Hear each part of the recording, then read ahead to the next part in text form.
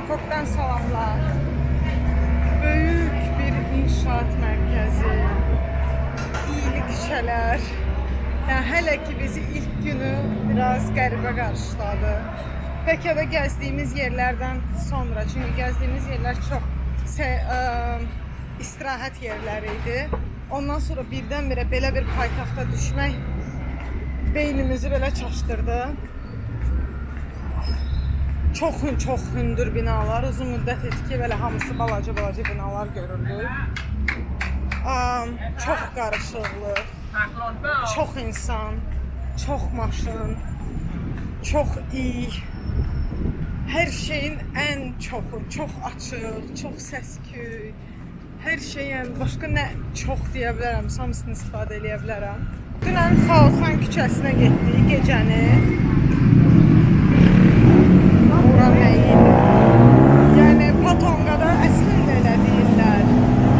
Patonganın çox daha onun miniatür forması. Bilmirəm, görəməyəcəm belə ki.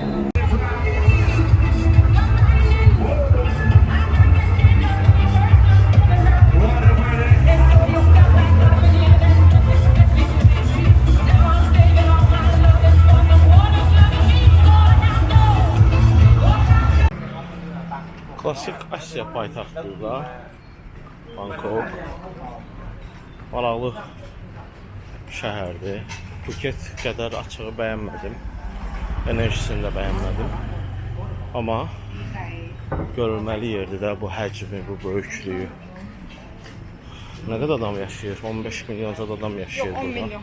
10 milyon. Yox, düzdür sənə 15 milyon civarı. Çünki gəl-get də var. Məsələn, Tehran gündüz 18, gecə 16-17 milyondur əhali sayı gəlib gedənlərlə. Burada da biraz çox olan ab-havası var. Phuketdə kraliyyət ailəsi ilə bağlı simvollar, fotolar, heykəllər və s. yox idi. Bangkok paytaxtı deyə bol-bol var. Və Dəhşət çox hostellər var, belə gecə qondular kimi hostellərdir. Yəni, əgər səyahətə, belə büdcəli səyahət nəzərdə tutursunuzsa, mütləq əgər hostel tutsanız, hər şeyini oxuyun, girin Google Map'da onun yerinə tam baxın ki, harada yerləşir. Çünki ümumiyyətlə Taylandla bağlı çox olur bu xəyallar, həyatlar dedikləri kimi, yəni tam fərqli bir şey. çoxlu iş mərkəzi var. Hər addım başı bir dənə mol var. Böyük mollar, böyük 8 mərtəbəli və bir mərtəbəsində 1-2 saata gəziləcək qədər böyük mollar. Qiymətlər çox ucuz deyil. Yəni adi götürəcəyimiz Bakıda çox alış-veriş olunan markalardan, məsələn Zara, demək olar ki, eyni qiymətdir. Adidas bəlkə də Bakıdan biraz bahadır. Avropa qiymətləri deyil yəni. Aha. Belə. Həmçinin əslində o iş mərkəzlərinin olması çoxlu iş insanlarında olmasına gətirib çıxarır əlbəttə ki, və gördünüz biznesmen demədim, iş insanı dedim. Və o iş insanlarına görə də həmin o gecələr buranın o qaynar gecə həyatını belə deyim ki, necə izah edeyim? Məsələn, Phuketdə daha çox səyahətə gəlmiş, istirahətə gəlmiş insanlar idilər və onların rahat idi, keyfləri yaxşı. Burada amma sanki daha kirli idi hər şey. Yəni yüzlərlə qoca, yaşlı Avropalı gördük ki, yanlarında ladyboylarla gəzirdilər. Təbii ki, hər kəs nə seçmir. Yəni hərə necə səyahət eləmək istəyir, istirahət eləmək istəyir, elə də eləyə bilər. Amma söhbət şeydən gedir də, göz kirliliyindən, görüntü kirliliyindən danışıram daha çox.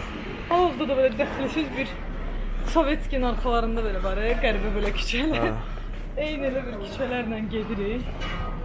Görək, məsələn də tutaq ki, oteldir, girişi yaxşıdır. Çox ehtimal Bookingə girsəz, qiyməti də elə də ucuz olmaz, amma yerləşdiyi yer çox belə qorxunc bir yerdir. Ona görə mütləq. Bizdə şükür elə bir problem olmadı. Otelimiz illər öncə lüks otel olub. İndi də belə öz mütəvazılığında. Bak, məndən xərcliyə də baxın. Hə, çox getmişik şu da var. Axırın nömrəsi.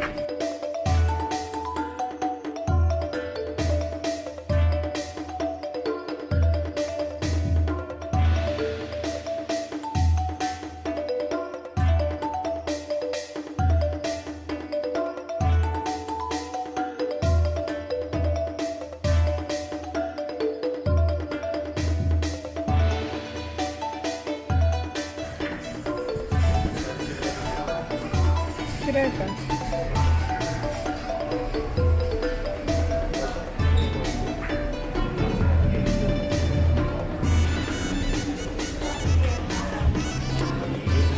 Əsas Bax, hamara. bu məbəd Vaspo adlanır. Taylandın ən böyük məbədlərindən biridir. Ən böyük məbəd ərazisidir və mindən çox Budda heykəli var.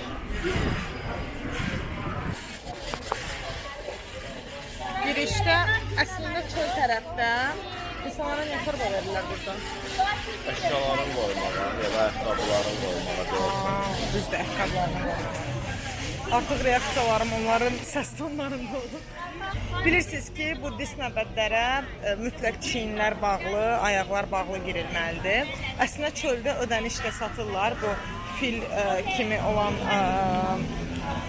şalvarları və koftalar üstə, amma içəridə bunu pulsuz verirlər, rent kimi, daha sonra geri qaytara bilirsiniz. Bura basmaq olmaz.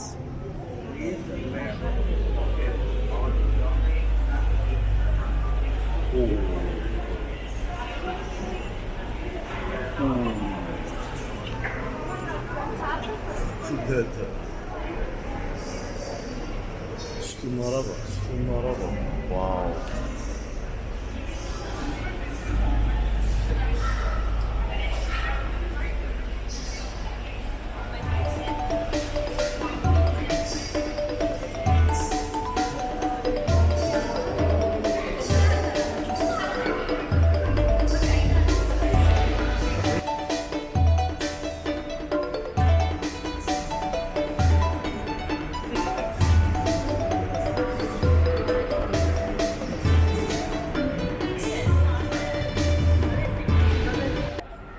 Yanımızdakı bir Çinli yoldaş dostlarına izah edir ki, Budanın barmaq izləri həqiqətən belə səliqəli dairəvi formada olunub və hal-hazırda da bu tendensiya davam edir. Bir neçə ildən bir barmaq izləri belə səliqəli dairəvi olan adamlar Çində doğulur və onlar ruhani style bir şey olurlar. Arkamızda bir hissəsini gördüğünüz yatan Buda heykəli 15 metr hündürlüyündədir, 46 metr uzunluğundadır. 1800'lərdə hazırlanır. Taxt hazırlayıblar, üstünə gips, sonra da belə qızıl suyu. Necə bizdə Allahın bir neçə adı varsa, Budanın da xüsusiyyətləri var. Bu xüsusiyyətlərdən 108 mi, 103 mü onun tabanına yazılıb. İndi keçib ora baxacağıq. Niyə uzanaqlıdır? Çünki Budanın son anlarını, nirvanaya çatışını, ölümündən əvvəlki anlarını təsvir edir və o bu pozisiyada, bu bədən pozisiyasında olur. Heç vaxt belə bir şey görməmişdim. Çox böyük, çox belə tilsimli bir şeydir. Həmçinin tay masajının ilk yarandığı yer bura sayılır. Ümumiyyətlə buradan çıxıbmış, sırf bu məbədin içərisindən çıxıbmış və hətta hələ də içərisində ən qədim ənənələrə dayanan masaj dərsləri var, masaj təlimləri var. Yəni buradakı masajın tək rahatlama deyil də daha bir spiritual mənası da var. Həmçinin divarlar eyni əslində bu Cənubi Azərbaycandan, Cənubi Azərbaycan sayılır da, Cənubi Azərbaycanın miniatür tərzinə çox oxşayan miniatürlardır. Sadəcə daha qıyıq gözlü insanlar və rənglər fərqi var əslində. Düşünürəm seçdiyimiz rəng tonlarında fərqlər var. Təbii ki, ənənələrə uyğun olaraq isə evlərin görünüşləri və s. Qəribə şəkildə ilk dəfədir biz Taylandın bugünə qədər nə qədər safe, nə qədər güvənli olduğunu danışsaq da, içəri girəndə, cibə girənlərdən ehtiyatlı olun deyə bir gördük. Yəni deməli tez-tez baş verirmiş.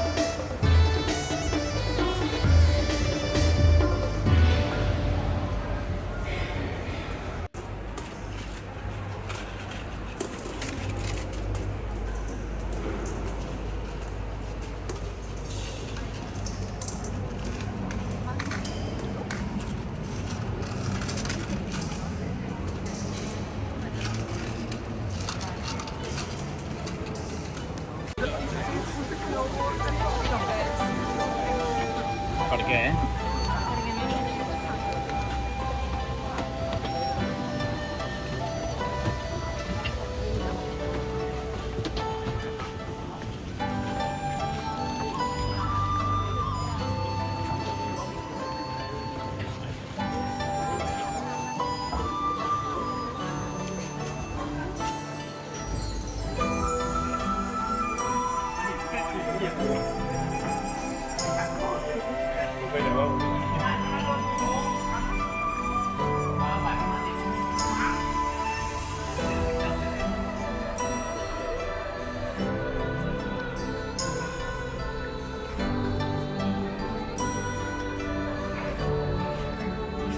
Hamısı yoga pozalarındadır, müxtəlif. Bu indi ən stabil olanlardır. Digəri məsələn bu göyə baxan pozalar olsun.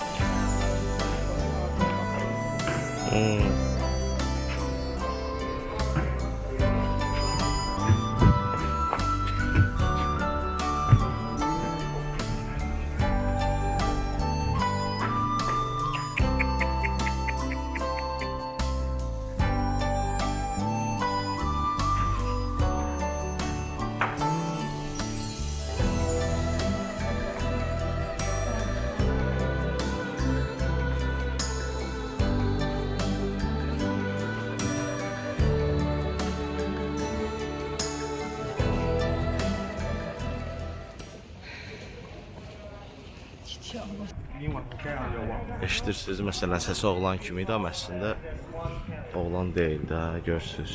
Qəribə. Adını deyil. Çəkdim.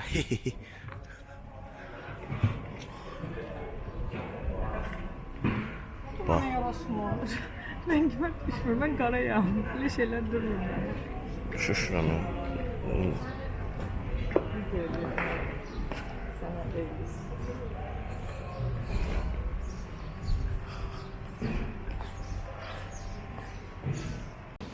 Bura gələrkən nəzərinizdə olsun ki, mənim kimi belə möhtəşəm zövqlü geyimlər istəmirsinizsə geyinmək, mütləq çiyinləri və ayaqları bağlı olan geyimlərdə gəlməlisiniz. Əks halda qapıyırlar sizi. Bura Şəfəq məbədidir. Bu gördüyümüz və üstünə çıxdığımız pilləkənlarda budizmin bir neçə mərhələli çətin gedişatını təmsil edir. 1300-lərdə tikilib, bir dəfə yıxılıb, sonra 6-cı Rama tərəfindən təkrar tikilib 1800-lərdə. Burada Çin üslubu əsas hökm sürür. Bəzi naxışlar Hinduizm naxışlarıdır, budizmdən fərqli olaraq. Amma əsasən Çinilər gördüyümüz bu Çini qabları görürsənsə, bu Çini qablardır əsas mahiyyətcə. Ən görülməli vaxtı isə üstündəki bu parıltılı çinilərə görə səhər saatları və axşam saatlarıdır. Günəşin o rəngləri ilə bunun rəngi dəyişir və bir nümunəsi daha yer üzündə yoxdur. Wat Arun gedir orijinal adı. Wat məbəd deməkdir, Arunsa şəfəq deməkdir. bura gələrkən əslində daha yaxşı olar ki, bura çünki Bangkokun çayın o birisi üzündə qalır. Yəni turistik zonalardan biraz aralıdır nisbətən. Çox vaxt gəmi ilə gəlmək və ya lotka ilə gəlmək daha sərfəli, daha yol olaraq da əsas məsələsində sərfəli olur. Çünki Bangkokun tıxacları dözülməz dərəcədədir. Bir saata gəldik, hələ nisbətən daha yaxın bir yerdə idi taksi ilə. Və həmçinin xüsusilə burada insanlar çayın qırağında oturub gözləyirlər işıqlanmasını. Gecə bura işıqlanır və süni şəkildə də təbii ki işıqlandırılır və onun xüsusi bir görüntüsü olur. Çay qırağında durub əsas elə ona baxırlar. Ətrafda çoxlu, xüsusilə də Asiyalı turistlər var ki, hansılar ki rent geyim kiralayırlar. Burada geyim kiralaya bilirsiniz. Sizin makyajınızı eləyirlər, sizlə birlikdə fotoqraf olur, çətir verirlər, aksesuar verirlər. Çox da baha deyil, hardasa totalda hamısı 1000-2500 baht civarındadır. Orada 150 yazılan, ancaq məsələn makyaj verirdilər və s. Və Giriş adam başı 200 bahtdır. 100 baht 5 manatdır. dediyim kimi mütləq nəzərə alın ki, çiyinlər və ayaq hissə bağlı olsun. Belə. Gəzək.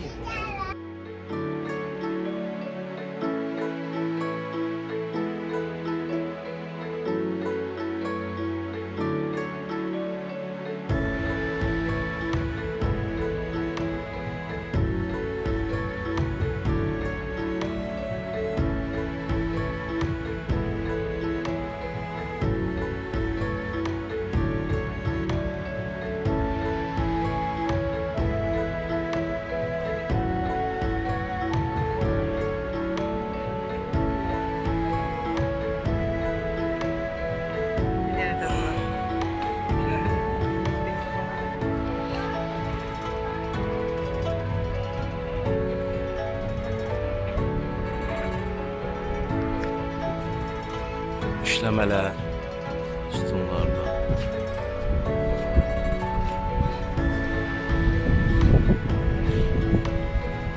Məsələn, bu rəng kombinasiyası qərbdə heç yoxdur. Yəni, bu rəng paletini fikirləş, ancaq belə bir ki, bunların rəng paletidir.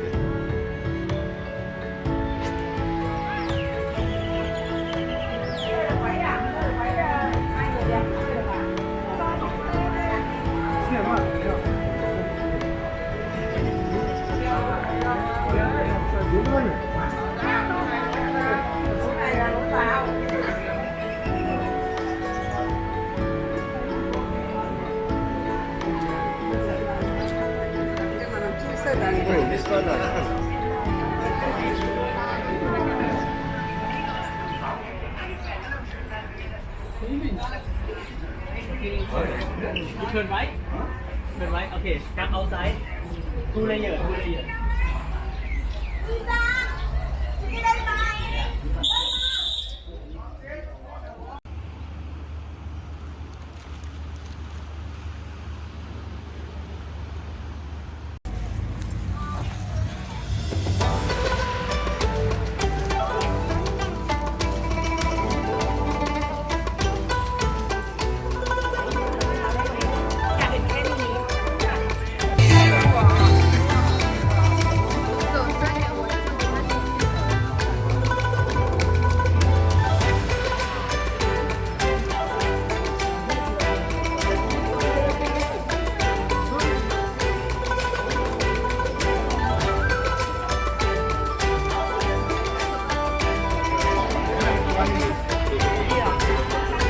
Bu məbədi qoruyan vəhşi heyvanlar.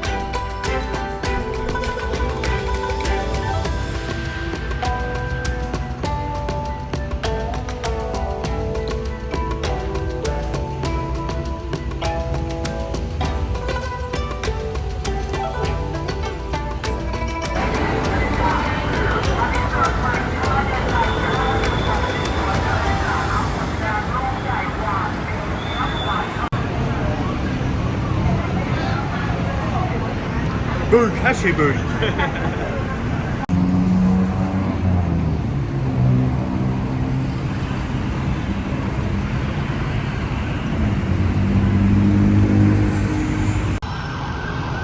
Deməli Netflix'te Uglies kinosu var. Belə çox da güclü kino deyil. Orada o 6-5 saxlanılan yerdən qaçanda belə beton yığını şəhərə qaçırlar. Bu nədir? Qatarlar keçir. Baba çək.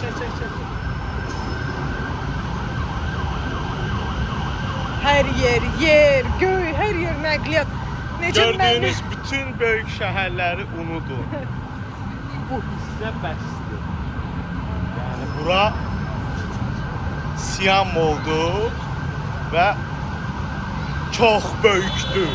Belə böyükdür də. Çox probkadır, çox. Hər zaman probkadır, həmişə. Yəni nə vaxt taksi sifariş eləyirik, günün hansı saatı, hara olur yazır. Trafik cəmdəyəm, birazdan gələcəm, nə bilim nə. Yəni bu bölgədəki molların toplam mərtəbə sayı 100-dən çoxdur. 100 mərtəbə mol təsəvvür edirsiniz? Və digər məsələ, bu cür mərkəzlər, ay axır ki, qəşəng molla oxşayan bir şey. Zəhli ancaq fake malları görürük. Bu gördüyünüz şey metro xəttidir. Ora. Orayı sən bir kamera çevir çək. Otelə istəyirsən metro ilə gedərik. Otelə mən iməyləyərək gedəcəm. Neçə kilometr gəzmiş olaraq? Hal-hazırda 18.000 addımdır. 18.000. Yox, ayaqlarımın dizdən altını hiss eləmirəm.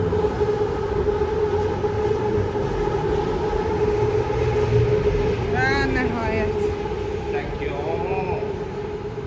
Topdan mollar var, normal mollar var, fake'lər, global orijinallar. Yenə tamamən başa düşdüm ki... Yəni 10 mərtəbə fake gəzdik, bir dənə şey ala bilmədik. Yox, mən aldım. Telefonuma belə telefonuna göstərəmirəm. İp alım. O gözəllik. Heyif 15.000 addımından, 18.000 addımından. Amma yəni necə megapolis deyil, mənim amma. deyilmiş. Vəbşə mən megapolis olmaram. Getdik buralara. Mən Meqanı sevirəm. Mən də polislər.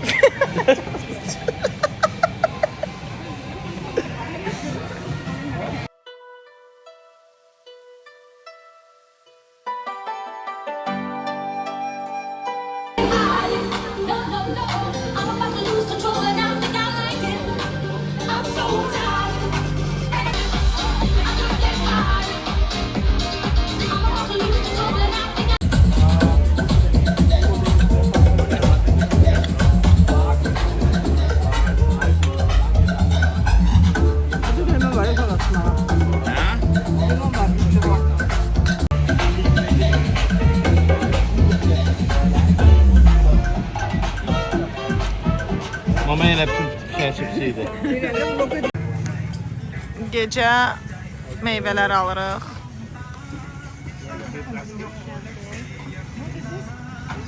Like this apple. Aa! Götür. Same, yeah, like same apple. Water apple. Bax, balaca yerə yerləşmiş ya, hazırda 3 nəfər. Bayaq yürü fara. İndiki vəziyyət. Hardan hara, həyat belə deyir.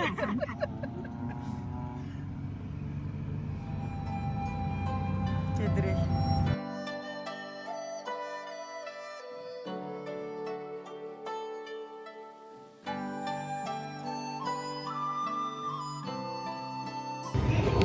Gəlmişik Bangkokun maraqlı bir yerinə.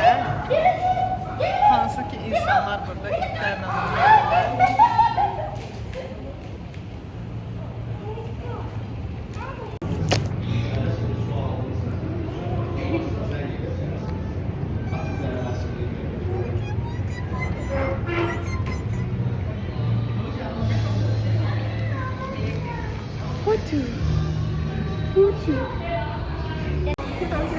Burada deyirlər ki, ancaq birini yemləməyin, çünki sonra o birilərindən dalaşacaqlar.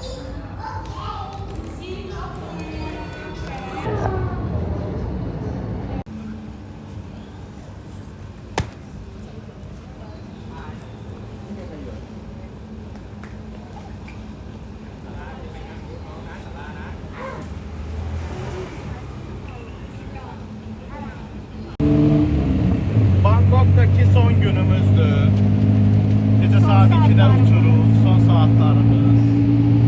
Bugün çox belə pasiv də demək olmaz da. Əsas mollarına getdik, gəzdik.